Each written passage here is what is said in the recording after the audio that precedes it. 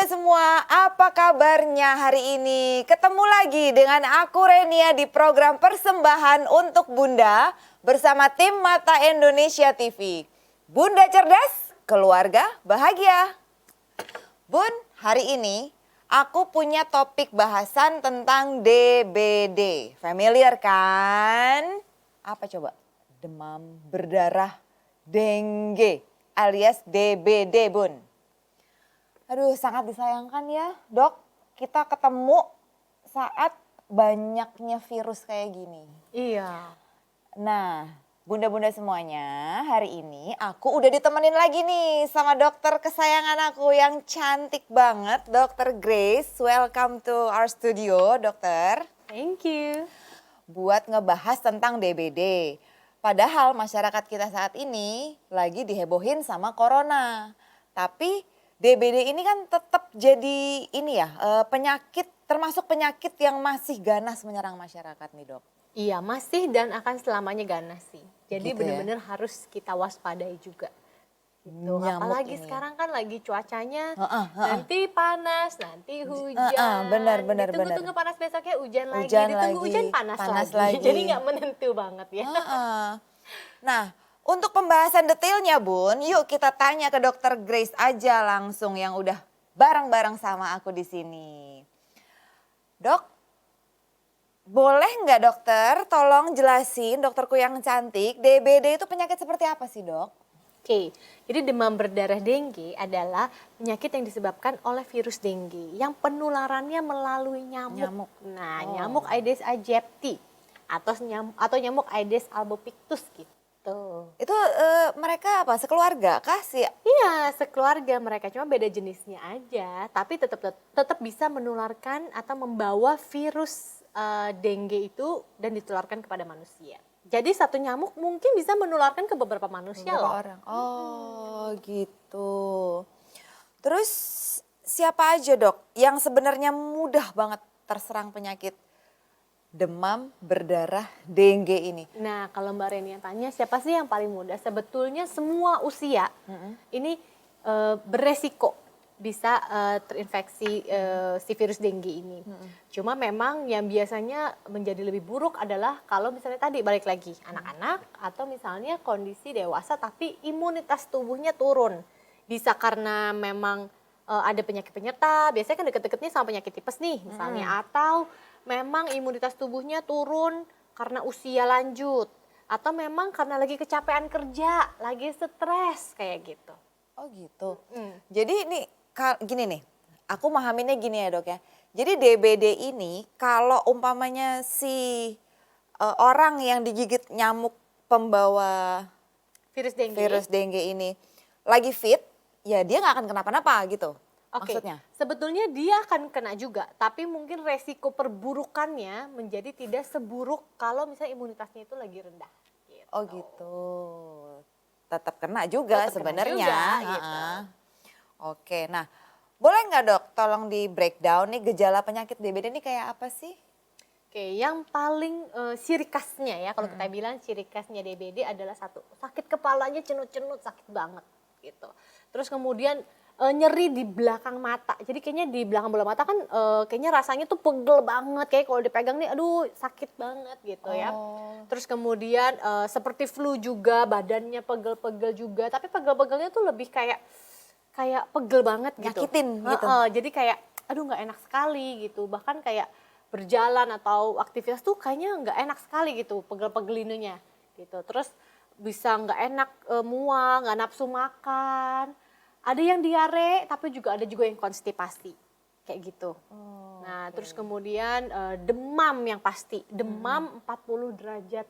Biasanya rata-rata 39-40 derajat kalau DBD itu. DBD itu kayak gitu ya. Jadi ciri-cirinya tuh seperti itu, Bun. Coba kalau udah ada salah 2 atau salah 3-nya mulai curiga. Ya, Iya, langsung Dok ya. periksa ke dokter. Lah, aku barusan ngomong kok kaitannya sama pertanyaan aku yang berikutnya. Kapan waktu yang tepat untuk memeriksakan diri ke dokter? Oke, jadi yang waktu yang paling tepat adalah pada saat demam 2 hari udah nggak turun dengan tinggi terus 40 derajat, sebaiknya saat ini langsung segera periksakan ke dokter. Karena kadang-kadang orang itu menunggu-nunggu ini DBD bukan ya gitu. Coba tunggu sampai timbul ruam-ruam merah misalnya gitu. Atau ini DBD bukan ya, tadi tunggu sampai 3 hari atau 4 hari gitu. Kalau yang sekarang saya sangat menyarankan demam 2 hari dengan panas 40 derajat, baik itu anak-anak, baik itu dewasa maupun lansia, langsung segera ke dokter.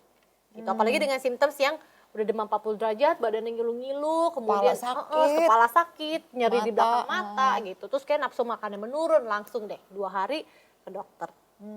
Cuman ya rata-rata nih ya, rata-rata kan nggak semua orang tuh ngerasain sakit kepala yang nyerinya seperti itu, matanya nggak sampai cenut-cenut di belakang mata itu, Dok. Jadi batas waktu aman nih, kalau kadang-kadang pasien ini kita nih suka bandel, Dok, nunggu kayak apa dulu ya? Nunggu sampai nggak bisa bangun dari tempat tidur, iya, kayak benar. udah nggak bisa lagi, udah lemes, baru ke dokter gitu ya. Ngerasa sehat. Memang salahnya seperti itu, sehingga akhirnya banyak sekali penanganan demam berdarah yang terlambat. Sampai akhirnya sebetulnya jumlah daripada yang meninggal karena DBD ini jauh lebih tinggi daripada yang penderita corona loh, Mbak Reni. Sebetulnya? Iya, jadi sebetulnya memang harus diwaspadai sekali penyakit DBD ini. Apalagi dengan cuaca yang kayak gini, pancaroba, nggak jelas, kapan hujan. Terus kita lupa lagi, karena sekitar kita kan suka ada barang-barang bekas yang nggak dipakai, yang dibiarin gitu aja. Tergenang dengan air bersih, ya, penampungan air, kita nggak ngecekin, kayak gitu. Aduh ya ampun, ya udah Bunda, jangan lupa tuh buat tetap loh bersih-bersih ininya, message-nya ya. 3M. Ingat Apa gak? itu? Menguras, menutup, mengubur. Oke, menguras, Tapi bukan mengubur orangnya, bukan. Tapi barang-barang bekas sekitar rumah ya. Bahasannya jadi agak ekstrim. Nah, lanjut ke pertanyaan kita berikutnya nih Bun. Gimana sih Dok sebenarnya penyebaran DBD ini? Misalnya nih Dok, nih dalam satu keluarga udah ada nih yang kena DBD. Terus bisa nggak anggota keluarga yang lain tuh ketularan juga? Bisa, tapi tertularnya harus digigit sama nyamuk. Bukan digigit sama dianya gitu ya? Bukan karena sebelah-sebelahan tuh jadi demam berdarah juga enggak. Tapi harus digigit nyamuknya itu. Jadi makanya tadi saya katakan nyamuknya ini bisa gigit beberapa orang sebelum si nyamuk ini dibinasakan gitu. Jadi kalau misalnya tetangga gitu kan, terus berkunjung ternyata dia DBD, jangan takut dirinya terkena DBD, kecuali memang lingkungan rumahnya berantakan atau misalnya banyak genangan air, gotnya nggak misalnya got yang air bersih kan karena suka air bersih ya, terus kemudian nggak ditutup dan sebagainya itu bisa. Tapi kalau antara manusia nggak bisa. Enggak. Takutlah sama nyamuk yang tadi berkunjung ke tetangga yang kena DBD, ya gitu ya Dok ya? Ya Tuhan. Nyamuk tetangga yang hampir malah. Aduh, mending ngebodor wae nih kita nih Dok. Terus Dok, apa akibatnya sih Dok kalau misalnya penyakit ini didiemin aja tanpa ada penanganan khusus? Iya, pastinya resiko untuk meninggalnya itu. Jadi resiko kematiannya itu memang tinggi sekali di demam berdarah karena memang dia menyerang pembuluh darah, kemudian bisa terjadi shock, baik bisa terjadi pendarahan internal. Yang sampai bisa keluar mimisan, ya kan? Oh gitu Dok? Iya, karena memang itu suka kadang-kadang menggampangkan situasi seperti ini. Ya udahlah gitu. Aku nggak apa-apa gitu ya, nggak dirasain gitu sakitnya. Memang kan ada yang suka nanya sebetulnya tuh DBD itu bisa dirawat di rumah atau enggak sih gitu. Sebetulnya harus dilihat dari trombositnya.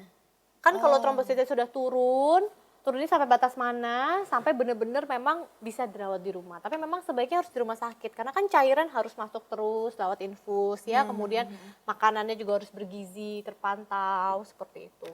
Oke.